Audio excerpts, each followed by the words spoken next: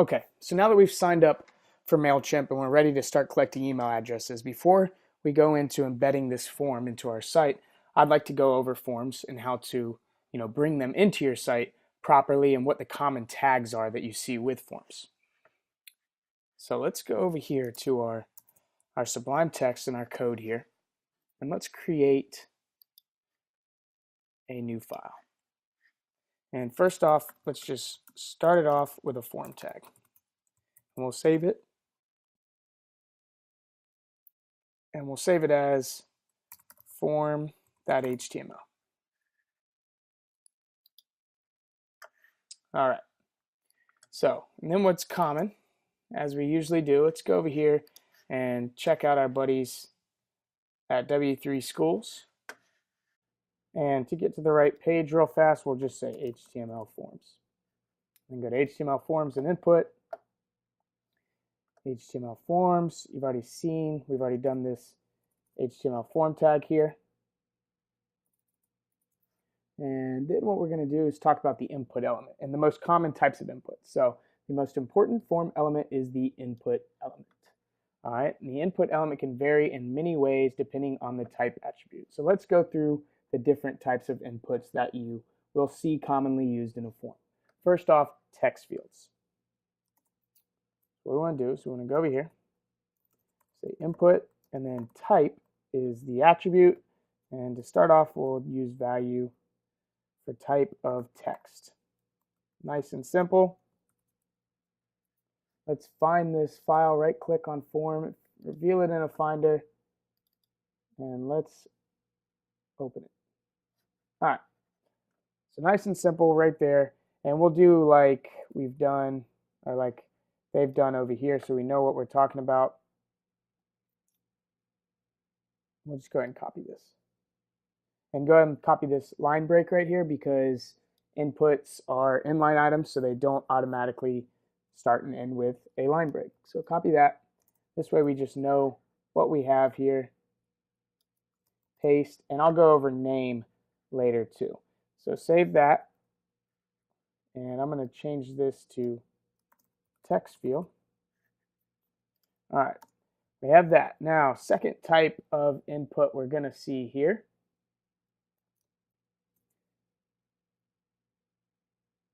is the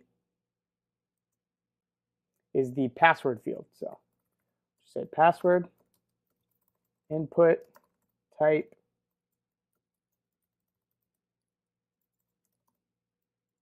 password,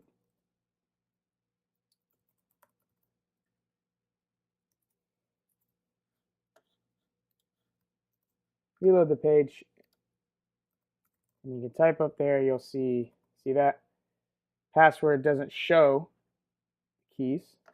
Keep it secret. Let's go for another type right here. We have the radio type. So let's do input type equals radio. For now, don't worry about name. I'll explain that here in a second.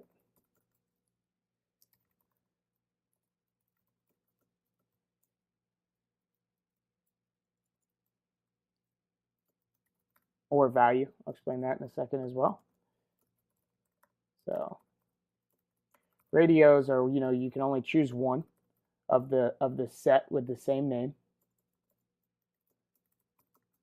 So these both have name sex, so you can only choose one of these. So let's show you, for example, once I get done doing this.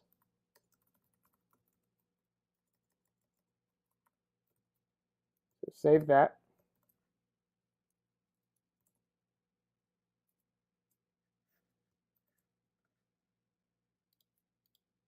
So see how they don't let me select both of them. So we have radio buttons.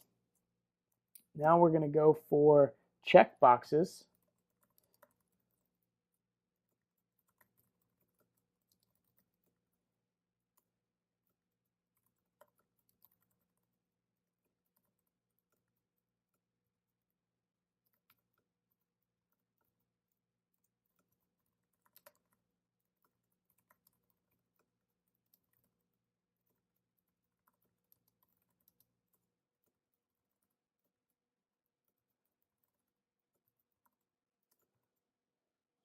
So let's do something like, what gender are you? Select select colors you like.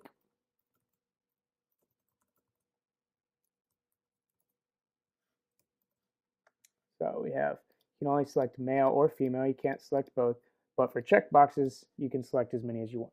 Okay, so we have text field, we have password field, we have radio buttons, we have checkboxes, and then we have the final one that brings it all together is the submit. And this value here for submit, type submit, the value is what you want the submit button to say. So this here is what button will say, will show. See? So right in there.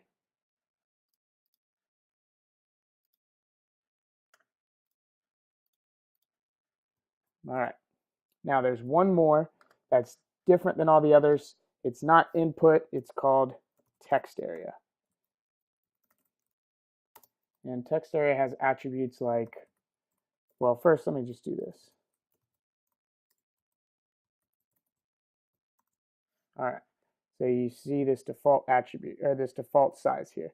All right. You can do two things. Well, let's do this line break. This is what will show in the text area.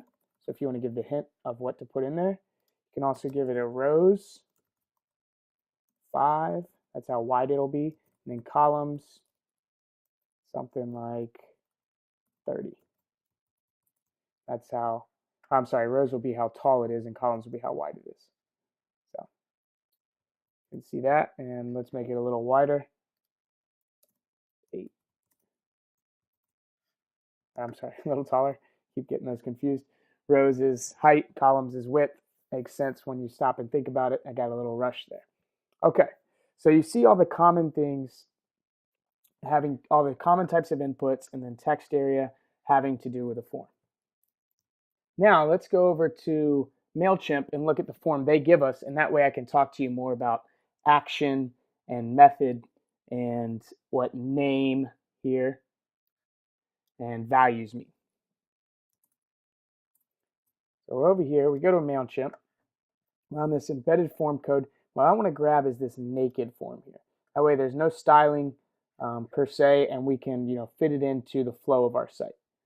And one thing I want to say here is do not include a title, and you'll notice this H2 go away here. All right, and then I'm going to say required field indicators. You'll see the indicates required go away, and the asterisk go away, and then I'm going to say only required fields. Hold on, do I want to do only required fields? Yes, I do. Yeah, we'll go ahead and do that because I can still explain this. And basically all that did is take away last name and first name because those fields aren't required. And that's the default settings. But you can also, let's go ahead and right click. You can edit required fields in the form builder. So I'm going to right click on this and open a new link or open a new tab, and I'll talk to you about this in a second. While that's loading, let's go over here and let's put this in.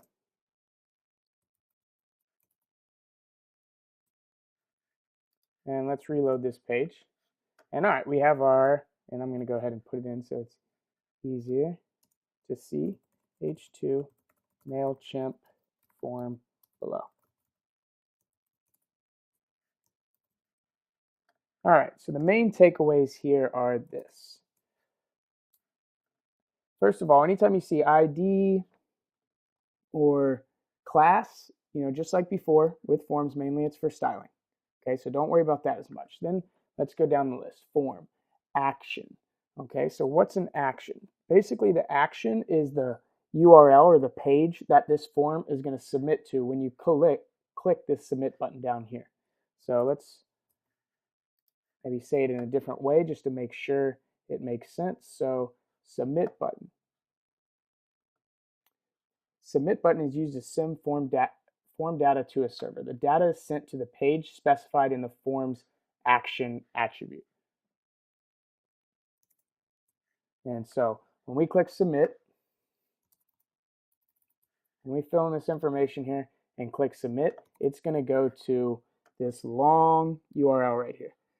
Then the next thing we have is method, okay? And this is post. So there's different types of methods here. For now, post is it's sending that page data. So basically all this form's doing is sending this page right here a new email address to add to our list of email addresses. Okay, then ID is the styling. The name is the name of the form. Class, validate, target blank. That means when you click submit, it's going to open up a new window, as we know. And then we have down here, all right, okay, so here's a new thing, label. All label does is, you see this for right here? Well, first of all, it gives a label, email address, to this input right here. But you see for MCE email, it matches up directly with the ID of this input, MCE email. So it lets you know, one, what you should enter here. And then all it does is it gives you a clickable element. So like you don't have to click in this form, but if you also click on email address, now you see the person's automatically able to type within that input right there. So that's all you need to know about label. And this right here is also very unique to MailChimp. This is just to prevent bots. So see this, real people should not fill this in and expect good things. Do not remove this or risk form bot signup. So ignore these three divs right here, or this big div with 2 within, and this div right here. And then right here we have the subscribe button, just as before, and don't worry about this class right here. Okay, so we understand everything that's going on in this form. It's posting to this URL to our email list a new email address. Okay, and the label is just giving a clickable element to this email address input right here.